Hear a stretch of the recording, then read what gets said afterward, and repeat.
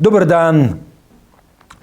Danes ob 16. uri se začne protest, organiziran v podporo Radiu Študent, ki bo na začetku se odvijal okrog Rožne doline, okrog sedeža Radia Študent v študentskem naselju.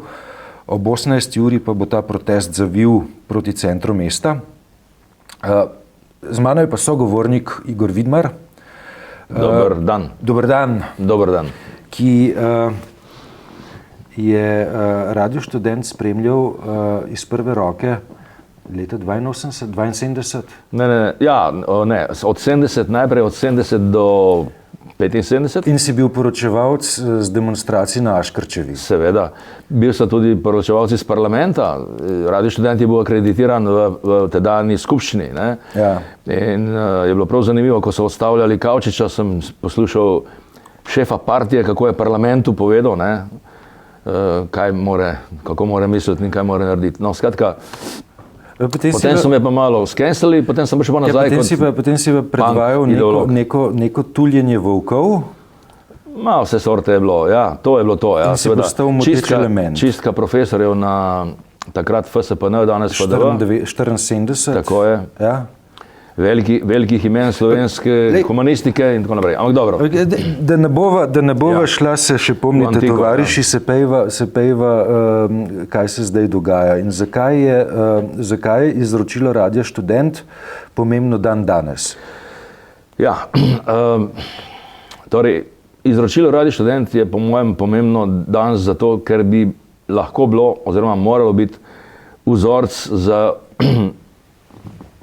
marsikateri medij, bom rekel. Predvsem seveda elektronski, radio in tako naprej.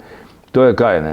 To je neodvisnost, kritičnost, inovativnost, tudi nespoštljivost, bom rekel, nekonformizem. Totalna, no, to je ta kuranten izraz, seveda, ne?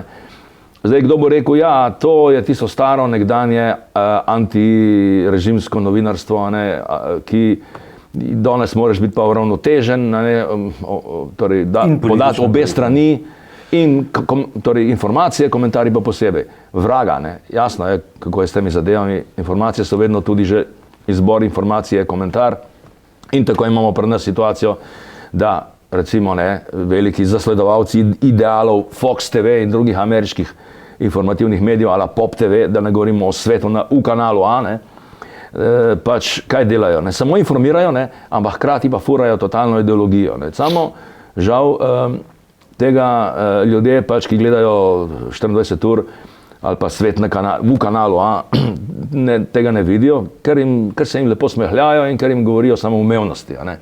In prav to, recimo, dekonstrukcija na nek način narahlo, bi rekel, skoraj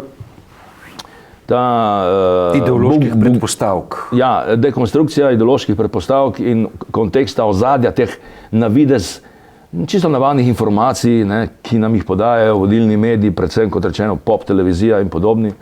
Nacionalka se žal je že vse preveč prilagodila in temu in oponaša. To bi lahko bil bi rekel, nova mission statement, da tako rečem, Radia Študent. In že zaradi tega ga seveda rabimo.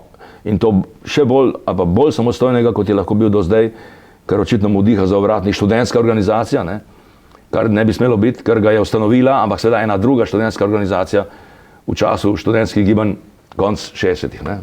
Anekdota je ta, ne, da je tovariš Stane Dolanc takrat ocenil, da je študentska populacija nekoliko zavedena, kar se informacij tiče, in da ne ve, kaj početi v svojem prostem času. Zaradi tega je tovariš Dolanc študentski populaciji leta 1969 namenil minigolf igrišče v študentskem naselju in Radio Študent, ki bo okrepil zavest študentske populacije. Telo in duha, da tako reče. Minigolf za telo. Zdaj, na minigolfu, ne vem, mogoče skejtajo danes, ne? No, mislim, ko bi rekel, z Radijem Študent je Stane Dolanc zadev v polno, da tako rečem, ali pa kar v črno. Vse za nas naprejmo je uproščeno zaradi tega. Ja, no, ne ravno vse, ampak vsaj nekaj. Da ne bo amnestija naredila, ne? Po mojem krogu, v peklo bi se lahko dvignil za kakšen krog ali pa dva, ne. Ja. Ne, hecam se, seveda. Morda je samo v vicah, kaj pa vem. Lej, zdaj, ko midva govoriva, ne, pa občinstvo vidi tebe, ne, prva asociacija je, ok, ne, Radio Študent, to je muska, ne. Ja, ampak to je bilo, rekel bi... Kaj so te preboji, ki so tudi danes pomembni, kar se muske tiče? No, glej, ko sem se jaz vrnil na Radio Študent po 3-letnem izgnanstvu v Sibirijo, da tako rečem, ne,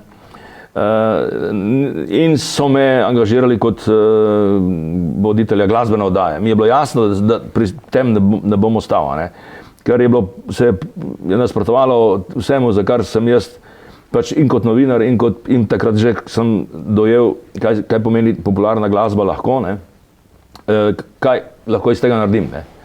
In tako je nastala Rock Fronta, da tako rečem. Ne. To se pravi glasbeno-informativna, glasbeno-komentatorska oddaja. Ne. Ja. In jaz mislim, da je šlo ravno za to, ne, da je bil združen format popularne kulture, se pravi glasbe, no, takrat je bil to punk, ki je šele postajal popularna kultura, in pa da rečem, neodvisnega mnenja, informacij, pač kakšnih posebnih niti nisem imel, ker sem bral časopise tako kot vsi, ne? Ampak sem jih pa drugače interpretiral in potem podlago z glasbo, z točno določenimi teksti, naslovi, skladbami. In iz tega je, mislim, to je bil nek presežek, no, recimo. Zaradi tega si na Povšetovi končal. Ja, ne zaradi toga, zaradi Rock Fronte, ampak v bistvu zaradi ene druge, tudi glasbeno-informativne zadeve. Ja. No, ampak hoče reči, recimo, to je, mislim, da še ena vrednota, ki bi jo moral Radio Študent gojiti. Mislim, da jo še vedno, zdaj, komu to uspeva, težko rečem, ker ga ne poslušamo več toliko časih, seveda.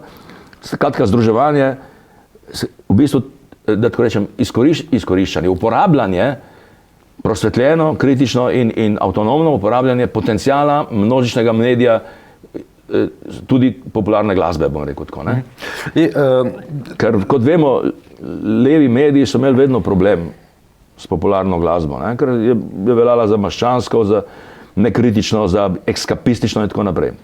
To ni nujno tako. To je dokazal punk, to so dokazali prej že rockerji v 60-ih letih v ZDA, protesti proti vietnamski vojni in tako naprej. Par besed rečva, veš, o tem, v kolikšni meri je Radio Študent spremenil medijsko formo, ne? Dej, jaz imam v spominu, ne, to je bila morda tudi tvoja pogruntavščina, ne, veš, da je glas govorca bil nekoliko naštiman na odmev, ne, pa tega takrat niso omogočale sodobne tehnologije, ampak male potegavščine velikih tonskih mojstrov. Tako je na Radio Študent sigurno. Kontakt, odprti mikrofoni, odprti telefoni, ne, tega pred Radiom Študent ni bilo. Ne. Danes je samoumevno, da ljudje upadajo v eter, da upadajo na spletne strani, ki jih organizirajo medijske korporacije. Predtem, ne, te možnosti, da brehtovsko rečeno, veš, da se tudi občinstvo vklopi v soustvarjanje same vsebine medija ni bilo. Mislim, da imaš prav, ne, recimo Ludvik Škoberne, legendarni prvi ali eden prvih odgovornih urednikov radia.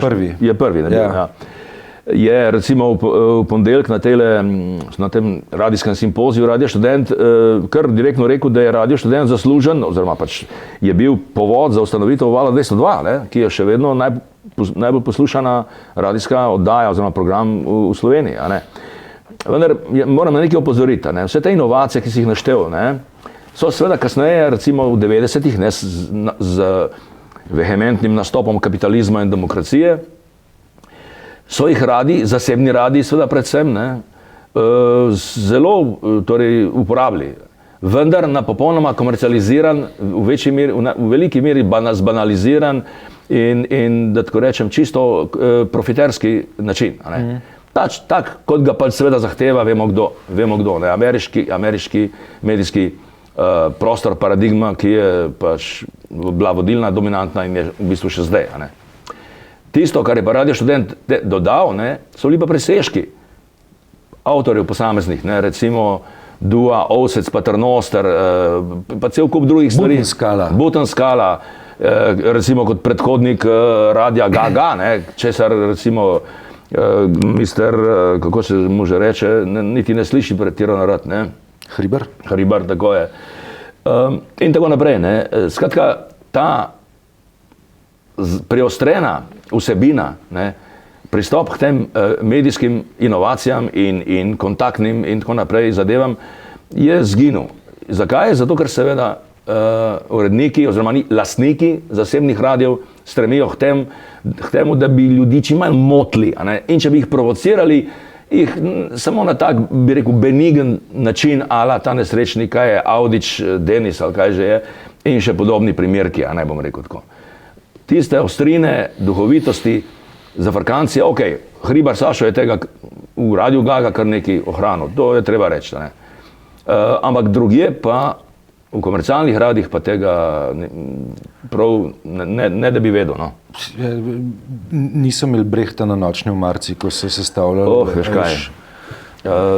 Se pravim, včasih se mi zdi, da je bilo treba celo zgodovino, pa tudi zgodovino Radia Študent na novo nekako oživiti oziroma jo postaviti pred občestvo, ne. Problem je ta, kako to narediti, ne. Šola seveda tega ne bo naredila, mediji so pač kaj grozni, ne, elektronski posebej, ker so pa najbolj vplivni. Tako da tukaj je Radio Študent resen tak, pa ta njegov, rekel bi... Kakšen bi bil svet, če leta 1969 tega fenomena ne bi pognali? Ja, lej, vse to so ti pač paradoksi, ne. Radio Študent je bil ustanovljen za neko pacifikacijo, za to, da bi študentska populacija bila nekako zadovoljna, imela občutek informiranosti, involviranosti, ne, udeležbe, ne, kot se danes reče, ne, participacija, ne. Jasno, iz tega ratalo čisto nekaj drugega, ne, nikoli ni bil partijski instrument, razen morda v tistih par letih vmesnih, potem ko so nas, Jaša Zlobca pa Nikola Damjaniča pa še koga počistili, a ne, zaradi pač neprimernega politične korektnosti. In potem so lepa 80-ta, ne, seveda, ja. Ko je Radio Študent recimo bil radikalen in da rečem tako, kritičen in tudi na udaru preko Mladina, v bistvu Mladina je bilo še dolgo časa, do začetka 80-ih, tukaj tak, bi rekel, prijazen medij, ne. V 80-ih, ne, kako bi rekli, ne, je bil Radio Študent organ civilne družbe, ne? Ja, seveda. Seveda, ne. S tem, da, jasno, in v bistvu zdaj ponovno deli usodo te civilne družbe, ne.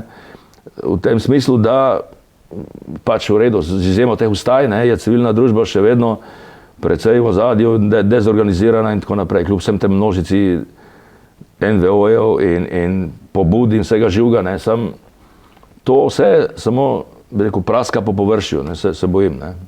In ok, Radio Študent, ta njegov upor zdaj, ki se dogaja, je tudi posledica tega vstajniškega duha, ne, ki je še pred pol leta je bil širše prisoten, ne. Bomo pa videli, da je to najava lahko nekega novega vstajenja, ne, če bo naša trojka, ne, Bratušek, Čufer pa... Rjavec. Ne, Rjavec ne. Jazbec, ne, seveda, vsi so se sami oklicali, gospa premijerka, če bo se preveč ravnala po evropski trojki, ne, potem lahko zna priti res do česa, ko bi ljudje uvideli, da je vrag odnesel šalo in da bo treba spet malo zaružiti, ne, bom rekel tako, ne. Ampak... A imaš še ta star magnetofon, s katerim si bil na Aškarčevi? Ne, to je bil itak radijski, ne, imam pa tisti posnetek še imam, ja. Ko so se pogajali policija pa vodje študentskih demonstracij, ne. Ne tepst, ampak dobro. Ja. Dobro, danes popoldne greš skratka v mesto pogledat protest ali boš tudi govoril kaj? Ne, govoril ne bom, ker sem že kar precej povedal na koncu, kot so tudi tukaj, da ima že kar dosti verjetno. In ne govorim dejansko mlajši, ne, a veš, ker danes si, mladim je treba dati možnost in tako naprej. Jaz mislim, da seveda formalno, tudi tehnološko imajo mladi danes več možnosti kot kdajkoli, ne, internet, pametni telefoni in tako naprej, a ne, Facebook, bla, bla, bla. Ampak kako jih izkoriščajo te možnosti, to je vprašanje, ne. Po mojem, vse preveč na tak individualističen, egotripaški način, a ne. Vse premalo pa za oblikovanje nekega kolektiva, neke skupne zavesti, ki bi lahko res kaj spremenila. Ne? Ker vsak posameznik še sebe težko spremeni. To, da se lahko spremeniš in da je to ideologija, ne, v veliki meri. Dobar, zvečer gremo v mesto, pa bo videla, kaj se bo zgodilo. Zvečer v mesto, gremo v mesto zvečer, gremo na Radio Študent, že tam bo dal zapir, bravo.